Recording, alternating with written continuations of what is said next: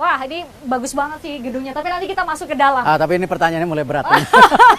Saya mau nanya tadi, waduh mau kabur nih kayaknya nih, tapi nggak bisa kabur juga. Karena ini mau saya tanya Pak Erik, karena tadi sudah cerita banyak lah soal KTT G20. Pak Erik ini bisa dibilang dibanding dengan tokoh-tokoh yang lain ya, belakangan lah muncul. Ya itulah kalau kita trace 2018, tapi kok bisa muncul di berbagai survei, mau itu capres, cawapres. Tidak besar, tapi ini kan sebuah lompatan besar buat sosok yang baru muncul. Pak Erik gimana sih rasanya pas saat saya muncul ya di bursa capres, cawapres ya? Ya kembali gini, saya tidak bisa menutupi tentu survei yang dilakukan itu kan memang apresiasi. Dan ada metodologinya. Ya ada metode, bukan karena saya titip-titip. Kenal juga tidak gitu. Nah justru ketika muncul itu justru saya dibalik, justru saya harus introspeksi. Berarti apa? Makin banyak yang menyoroti. Artinya apa? Hasilnya harus lebih baik lagi. Kan itu hal yang biasa. Ya. Dalam hal sama ketika saya Asian Games, ketika banyak orang menyoroti Asian Games gagal, ini nggak mungkin. Justru kita kerja lebih keras lagi membuktikan mereka semua salah. Ini Asian Games berhasil gitu. Nah, sama di sini justru dengan apresiasi ini yang sangat positif saya ucapkan terima kasih. Tetapi juga saya justru harus lebih berhati-hati dan memastikan kerjaannya ini justru harus selesai, bukan malah sibuk, persepsi, pencitraan.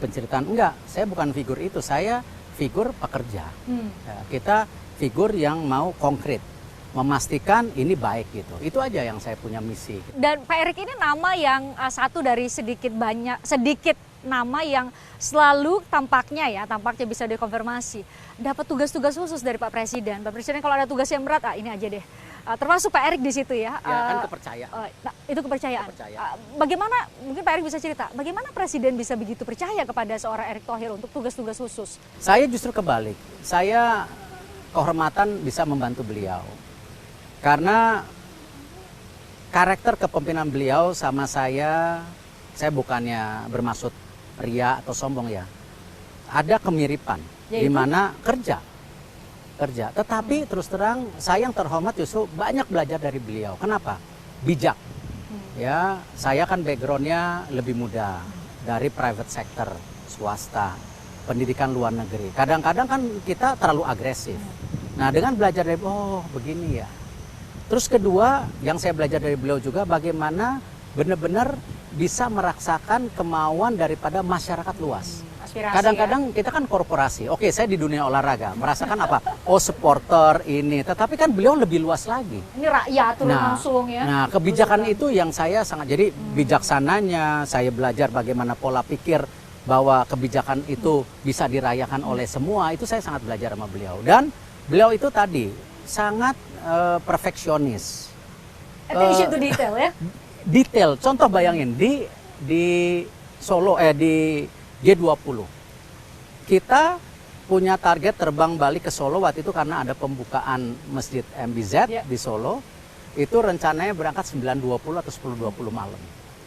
Tiba-tiba habis acara waktu itu, kita pikir ke airport, taunya belok banget. Apa? Melihat persiapan dan mencicipi makanan satu persatu untuk acara makanan loh itu besoknya. Ya, diurusin sama presiden. Itu presiden loh. Jadi kadang-kadang kalau orang mohon maaf mencemoohkan beliau, ngapain terlalu kecil? Justru pemimpin itu harus detail gitu. Jangan hanya policy tetapi tidak tahu apa impact dari policy itu. Nah, ini yang saya terus terang belajar. Karena ruang lingkup saya kan waktu itu kecil. Olahraga, korporasi. Nah, ini meluas. Sebagai Menteri BUMN ini kan kebijakannya saya sepertiga ekonomi loh. Betul. Kalau saya mengambil kebijakan yang salah, ini kan bahaya. Impactnya besar. Bahaya. Akhirnya apa? Si BUMN ini jadi menara gading yang enak dilihat, keras dipegang, yang tidak mengambil impact buat seluruh ekonomi kita. BUMN itu totalnya 1,6 juta pekerja, tambah kali 3 kan cuma 8 juta, mau ngasih sepertiga. Gimana kalau BUMN-nya korup? Bagaimana kalau BUMN-nya tidak peduli dengan tadi yang namanya ekonomi kerakyatan? Nah, ini yang saya belajar dari beliau. Jadi justru kebalik. Justru saya yang belajar, saya merasa terhormat ya. Kalau ditanya beliau percaya, saya rasa jawaban saya simple. Saya kerja. beliau melihat hasilnya itu. Salah satu yang mungkin publik paling ingat adalah ketika ada tragedi Kanjuruhan dan seorang Erick Thohir yang bisa mendatangkan Presiden FIFA ke Indonesia. Presiden mungkin sudah menugaskan khusus, ini kayaknya hanya Erick Thohir yang bisa melakukan ini. Jadi seorang Erick Thohir ini bertangan dingin untuk tugas-tugas khusus yang diberikan oleh Presiden. Beliau punya data. Saya ingat sekali ketika pertama kali beliau menugaskan saya ketika PSSI disuspend. Ya, diblok sama FIFA waktu itu. Ya, perseteruan dari Kementerian Olahraga dan Ketua PSSI waktu itu. Ya, nah di situ deadlock dan 1 tahun sudah mulai dihukum. Saya tidak tahu beliau dapat data dari mana. Beliau memanggil saya di istana. Saya ingat sekali Pak Teten, KSP waktu itu masih. Nelpon saya, Pak Erick di mana? Wah, saya baru mendarat di Milan, Pak. Saya bilang, bisa nggak pulang? Penting. Bapak Presiden bilang, Pak, boleh nggak saya baru mendarat perlu 2 hari, saya bilang. Akhirnya saya pulang. Saya pulang, lalu bertemu dengan beliau dengan Pak Erick. Saya minta Pak Erick bantu negara. Bantu sepak bola kita. Saya bilang, Pak, apa yang saya bisa bantu, Pak? Pak Erick, udahlah. Pak Erick dekat itu sama Presiden FIFA. Tahu gitu. Maksudnya ini kan sesuatu yang kadang-kadang kita nggak ngerti, dia tahu, beliau tahu gitu. Dia Presiden tahu. tahu Nah, ya? itu maksudnya. Saya jadi ya itulah beliau detail. Jadi jangan underestimate beliau ya. Ketawa baik, tapi dia sangat detail. Pak Erick, ayo, ini tugas negara. Lalu saya bilang oke Pak, tapi mesti ada prosesnya begini-begini.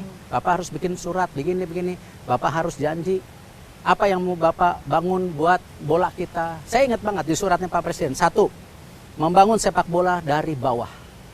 2, memperbaiki fasilitas olahraga sepak bola. Yang 3, menaikkan peringkat tim nasional dan lain-lain. Makanya habis dicabut, kalau ingat Presiden merapatkan sepak bola nasional waktu itu. Nah, tapi kembali ya, yang namanya semua itu kuncinya di manajemen. Nah, Sistem dan leadership. kalau mendengar tadi isi surat Presiden, semuanya itu bisa terrealisasi kalau seorang Erick Thohir benar-benar menjadi ketum PSSI. Ya, terlalu dini, terlalu dini. Kenapa? Benar nggak nih? Kembali kan itu harapan, survei sama tadi, survei harapan. Tapi kan itu semua voters, voters yang menentukan. Sekarang kita misalnya, ingin ya, tapi nggak ada dukungan buat apa? Toh track record saya tadi yang penting sudah menyelamatkan sepak bola Indonesia, sama Kanjuran kemarin. Sama Presiden nugasin lagi karena beliau tahu ini olahraga ini mestinya sepak bola olahraga rakyat. Olahraga yang membangun ekonomi rakyat. Olahraga yang membuat kita semua bahagia, tersenyum, bukan malah menjadi olahraga yang menakutkan. Jadi tragedi ketika ada tragedi, ketika seorang ibu anaknya meninggal karena ada sesuatu di lapangan sepak bola, ya. Ketika terjadi juga ya UKM justru terkena karena ini. Nah, ini harus makanya saya bilang selalu bahwa ini sudah waktunya sepak bola kita dibongkar total. Bukan dalam arti bukan berarti menyalahkan siapapun, tapi harus memperbaiki. Sama ada yang harus dibenahi. BUMN juga kita bongkar total, strukturnya semua, tapi tidak menyalahkan. Kita harus memperbaiki itu, dan kita kalau mau bergotong royong, kita harus atasi hal ini.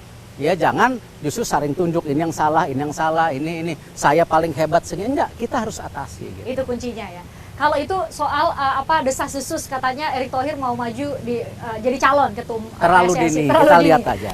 Jangan terlalu dini dulu nih. Saya balik lagi ke ranah politik tadi. Selain muncul ke sepak bola balik ke sini lagi. Selain muncul di berbagai hasil survei di beberapa lembaga survei, Pak Erick juga konkret nih. Kan yang bisa mengusung presiden dan wakil presiden itu kan partai ya. PAN itu bahkan beberapa DPW ya, kalau PAN ya, Dewan Perwakilan Wilayah ya, betul. Itu sudah bersuara nih, Erick Thohir nih cocok nih jadi. Nah, kan gini, sama mekanisme politik itu kan, atau capres wapres itu kan ada mekanisme politiknya. Nah, itu kan suara daripada salah satu partai politik. Saya rasa sah-sah saja, sama. Tapi sudah ada komunikasi belum ke Pak Erick? Hubungannya sama Pak Zul baik. Hubungan Pak Zul itu hubungan kekeluargaan yang sudah lama, bukan karena politik ataupun hal apa. Silakan cek Pak Zul, hubungannya baik. Jadi kerjasama kita ini bukan kerjasama politik, tapi bagaimana kita memang sudah menjadi saudara cukup lama, berdiskusi cukup lama. Nah, pada kesempatan ini apakah tadi PAN mulai bersuara? Kan itu sesuatu natural. Tetapi kan harus ada konsultasi partai. Jadi sama, Presiden bilang ojo ke susu ya. Nanti GR sendiri, taunya udahlah kalau yang namanya posisi presiden, wakil presiden itu rahasia Allah. Rahasia Allah ya. Kita jangan pernah mempertanyakan, kecewa, nggak boleh lah, itu rahasia Allah. Dan bahkan gini loh, jangan juga sampai kalau nanti diberi jalan oleh Allah, terus euforia. Euforia apa? Yang Pak Presiden bilang, wah duduk, asik ya. Nah justru apa? Turun, itu yang harus beliau turun. Itu yang beliau selalu pesankan ya. Jadi jangan terlalu dini.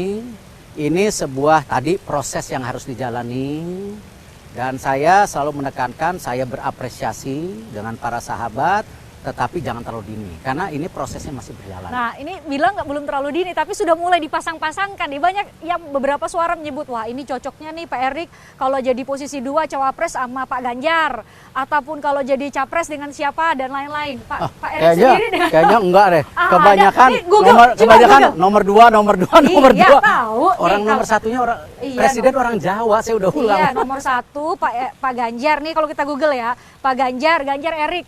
Tuh. Deket gak sama Pak Ganjar? Ya, deket. Terus ada lagi apa? Ada lagi yang lain. Ada. Kan ada 3 ibu paling tinggi nih 3. Pak Ganjar, hari ini ada Pak Anies dan Pak Prabowo. Alhamdulillah 3-3-nya deket loh, coba dicek. Ini kode nggak nih? Oh enggak. Terlalu dini. Ya, tapi kembali. Saya dengan Pak Anies berhubungan baik ketika kita membangun infrastruktur Jakarta. Kan awal. Iya, betul, waktu saya dilantik kan seminggu pertama ke sana. Sama Pak Ganjar lebih luas lagi. Ada pembangunan Batang, pembangunan proyek-proyek BUMN bersama. Ya, Pak Menhan, Pak Prabowo sama. Kita sedang memperbaiki industri pertahanan, itu hal yang lumrah. Ya, dari kementerian, semua pejabat pemerintah kita lakukan. Karena kenapa? Tidak mungkin BUMN ini sukses kalau tidak ada dukungan semua pihak. Kementerian lain harus mendukung, tapi kepercayaan presiden yang terpenting. Kepercayaan presiden. Dan kayaknya punya kepercayaan lah presiden. Alhamdulillah, karena kerjanya masih dilihat bagus. Nggak tahu kalau nggak bagus nanti. Ini satu tugas khusus lain adalah bantuin Pak Presiden. Nggak sih, mungkin Pak Erik bilang bisa koreksi nih, bantuin karena nanti Mas Kaisang ya nanti ada hajatan besar buat Presiden. Pak Erik juga bantuin. Saya mau tanya banyak dong soal itu, mungkin bisa dibocorin gitu ya. Kehormatan. Karena semua orang pasti mata tertuju nih gimana perkawinan atau ya betul hajatan besar Pak Presiden ya. Ini anak terakhir ya Mas Kaisang dengan Mbak Erina. Mungkin Pak Erik bisa kasih bocoran. Tapi saya penasaran banget buat bisa masuk ke dalam. Yuk.